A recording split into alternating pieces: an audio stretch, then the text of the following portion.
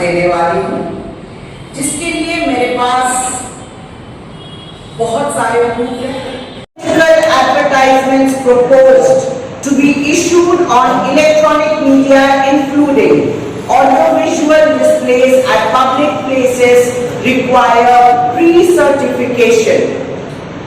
सबसे important चीज ये है, ये लिखा हुआ है, but it is not applicable on flex hoardings, wallpapers and pamphlets.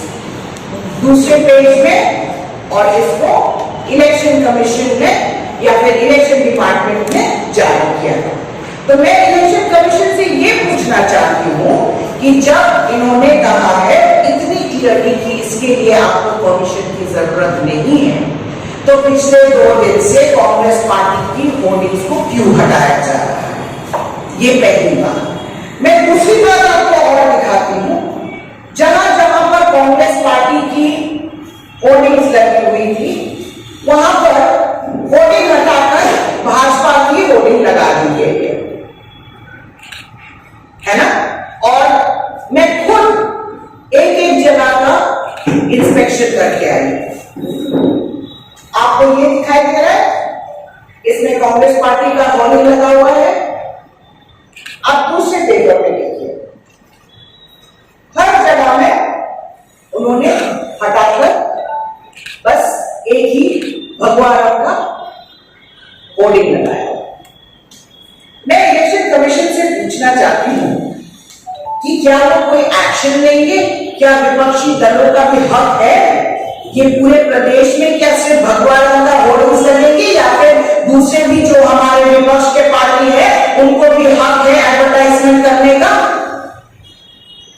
Election commission का नारा क्या है? चुनाव का पर्व, देश का पर्व। पर मैं आप सबको ये कहना चाहती हूं कि चुनाव के पर्व के नाम पर ये लोकतंत्र का हत्या कर रहे हैं। देश का गर्व कहां से? पूरी दुनिया देख रही है किस तरीके से लोकसभा इलेक्शन इंडिया में चलाया जा रहा है। कल इतनी बड़ी मीटिंग हुई है और हमारे इलेक्शन कमिश्नर साहब बोलते हैं कि ये फर्स्ट टाइम इतनी बड़ी मीटिंग हुई है जहां पे सब चीफ सेक्रेटरीज, डीजीपीज, सब इंपॉर्टेंट लोग वहां पे बैठ के उन्होंने एक डिसीजन लिया किस तरीके से इस इलेक्शन को बेहतर बनाया जाए। पर मैं उनसे पूछना चाहती हूं, अगर इस तरीके से मॉडल कोड ऑफ कंडक्ट का उल्लंघन होता रहा और विपक्षी दलों के साथ अन्याय होता रहा, तो ये किस तरह जा रहा है? ये देश लोकतंत्र की हत्या हो रही है और देश का गर्व बनाने के आड़ में ये लोग पूरे देश को पूरे दुनिया के सामने नंगा नाचना चाह रहे हैं। मैं इलेक्शन कमीशन को पूछना चाहती हूं, त्रिपुरा में यहां पर जो वेंडर्स हैं उन पे क्यों कहर ढाया जा रहा है कि विपक्षी दल के काम आप नहीं करेंगे? आपने अगर विपक्षी दलों का काम किया तो आपको बिजनेस चलाने नहीं दिया जाएगा। आप इस तरीके का सरकार चला रहे हो जहां आप धमका रहे हो वेंडर्स को। ये लोकतंत्र है, हर एक आदमी को कमाने का हक है, हर एक आदमी को अपना मत देने का हक है। मैं इलेक्शन कमीशन से यही पूछना चाहती हूं कि ये अन्याय कब तक चलेगा? और आपको अगर लगता है कि आपसे ये काम नहीं हो रहा है, तो फिर आप चुनाव ही क्यों करा रहे हैं? चुनाव ही बंद करवा दीजिए, चुनाव कराने की कोई जरूरत ही नहीं है। बहुत दुख की बात है कि इस स्थिति पे आज हमारा भारतवर्ष आके रुका। भाई और बहनों को आज यहाँ पे उपस्थित होने के लिए बहुत बहुत धन्यवाद। और मंच पे आसीन हमारे वार्ड के और सोशल मीडिया के चेयरमैन सत्यजीत जी, आपका यहाँ पे उपस्थित होने के लिए बहुत बहुत धन्यवाद। मैं सबसे पहले आपको कुछ पंक्तियां जो इंग्लिश में है वो पढ़ के सुनाऊंगी, उसके बाद में इशू पे आती हूँ। तो ये कहते हैं कि elections are the most crucial event for a democracy where different parties and independent candidates participate with each other to earn the voters' mandate and represent them in the House of elected representatives. A vote is meant to be a social contract based on faith and facts. Part 15 of the Constitution of India consists of articles on election.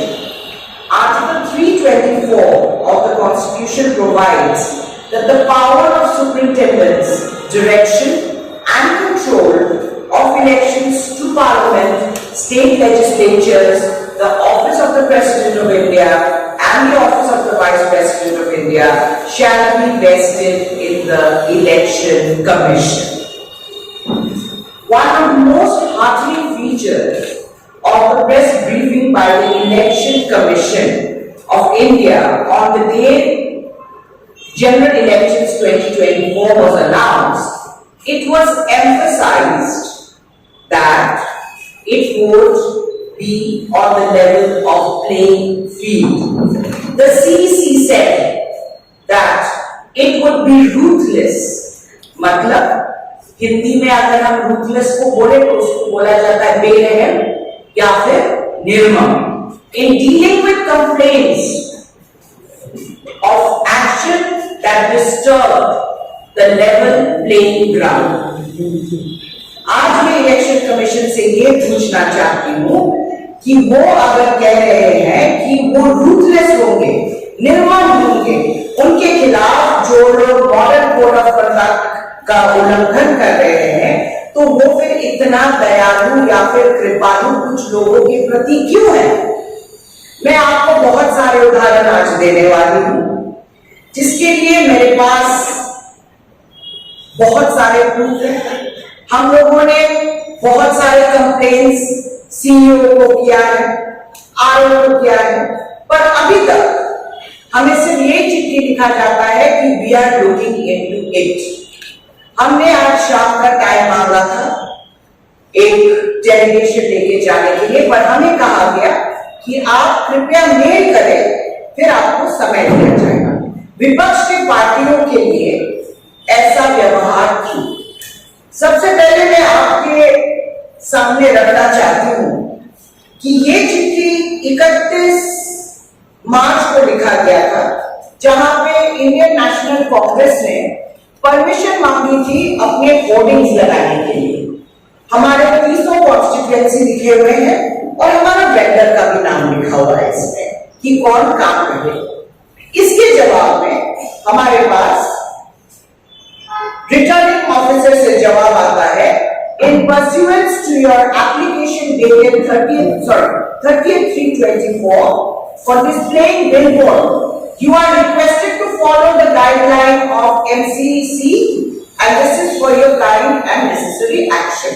मतलब ये बोला गया है कि आप अगर MCC के rules follow कर रहे हैं तो आपको परमिशन की जरूरत नहीं है. इसको फिर सब्सटैंशिएट करने के लिए मैं आपको एक और पेपर से अवगत कराती हूं जो इलेक्शन कमीशन से हमें मिला है. इस डॉक्यूमेंट के पहली